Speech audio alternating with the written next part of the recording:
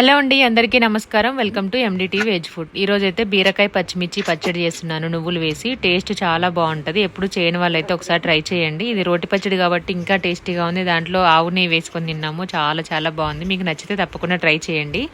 ముందుగా 1/2 కిలో బీరకాయలు తీసుకొని నీట్గా కడిగేసి పైన చెక్కంతా తీసేసుకోవాలి. నేను ఈ పచ్చడిలో పైన పొట్టు కూడా యూజ్ చేస్తున్నాను కాబట్టి మీకు కావాలంటే యూజ్ చేసుకోండి, లేదంటే స్కిప్ చేసేయచ్చు. మొత్తం నీట్గా పొట్టంతా తీసేసుకున్న తర్వాత ఎందుకు పొట్టు తీసారు, మళ్ళీ సపరేట్గా ఎట్లాగో మగ్గిస్తారు కదా ముక్కల్ని అనుకోవచ్చు.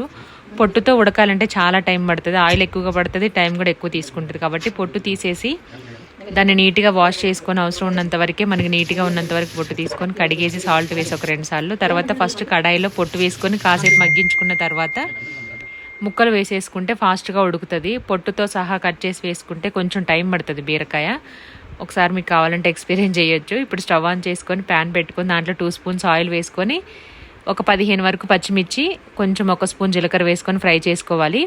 ఒక 2 నిమిషాలు అలా మగ్గించుకున్న తర్వాత దీంట్లో 2 స్పూన్లు నువ్వులు యాడ్ చేశాను. మీకు ఒకవేళ నువ్వులు పడవు, ఇష్టం ఉండదు అనుకుంటే కనుక పల్లీలైనా యాడ్ చేసుకోవచ్చు. ఇది వేయడం వల్ల ఎక్స్ట్రా టేస్ట్ అయితే యాడ్ అవుతుంది అనమాట. మంచిగా ఫ్రై అయిన తర్వాత నువ్వులు కూడా చిటపట్లు ఆడిన తర్వాత తీసుకొని ఒక ప్లేట్లో తీసేసుకోవాలి. అదే ఆయిల్లో ఇంకో 2 స్పూన్ ఆయిల్ వేసేసుకొని అంటే మనం తీసుకున్న చెక్కు ఉంది కదా పొట్టు, అది వేసేసుకొని 2 నిమిషాలు మగ్గించుకొని కట్ చేసుకున్న బీరకాయ ముక్కలు, ఒక చిన్న నిమ్మపండు సైజు చింతపండు, కొంచెం 1 స్పూను సాల్ట్ వేసేసుకొని నెక్స్ట్ ఒక టమాటో వేసుకొని కొద్దిగా పసుపు యాడ్ చేసుకొని బాగా ఉడికించుకోవాలి దగ్గరికి. అలా ఉడికిన తర్వాత మనం ముందుగా ఫ్రై చేసి పెట్టుకున్న పచ్చిమిర్చి నువ్వులు కూడా వేసి రోట్లో నూరుకోవాలి. కొద్దిగా సాల్ట్ యాడ్ చేసుకోవాలి, తొందరగా మెదుగుతుంది. రాళ్ళు ఉప్పు అయితే ఇంకా బెటర్ అనమాట.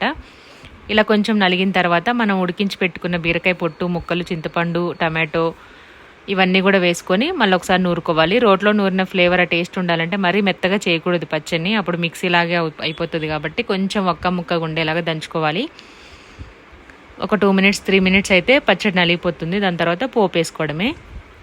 ఇదే ప్రాసెస్ని మనం ఎండుమిర్చితో కూడా చేసుకోవచ్చు అనమాట. సేమ్ ప్రాసెస్, ఎండుమిర్చి వేయించుకోవడం. అలాగా ఉల్లిపాయలు ఇష్టం ఉన్న వాళ్ళు యాడ్ చేసుకోండి, లేదంటే స్కిప్ చేసేయండి. మాకైతే గోంగూర పచ్చడి అయినా ఏ పచ్చడి అయినా సరే ఉల్లిపాయలు వేస్తేనే టేస్ట్ ఇంకా ఎక్స్ట్రా అవుతుంది. కొన్ని రోజులు ఒక 2-3 రోజులు నిల్వ ఉండాలనుకుంటే ఉల్లిపాయలు వేయొద్దు, సమ్మర్ కదా పాడైపోతుంది. ఇలా అయిన తర్వాత ఒక గిన్నెలో తీసేసుకొని మొత్తం దాంట్లో పోపు వేసుకోవాలి. ఆవాలు, జీలకర్ర, శనగపప్పు, మినపప్పు, ఎండుమిర్చి, వెల్లిపాయలు, కరివేపాకు, ఇంగు వేసుకొని పోపు రెడీ చేసి పెట్టేశాను ఆల్రెడీ. కొంచెం వేడివేడి అన్నం రోట్లో వేసుకొని తింటే టేస్ట్ బాగుంటుంది కదా. ఆ తర్వాత పోపు వేసిన చట్నీ కూడా రైస్లో వేసేసుకొని కలిపేసి మేమైతే తినేసాము. మీకు ఒకవేళ ఈ పచ్చడి నచ్చితే కనుక తప్పకుండా ట్రై చేయండి, కామెంట్ కూడా చేయండి. Thank you, bye.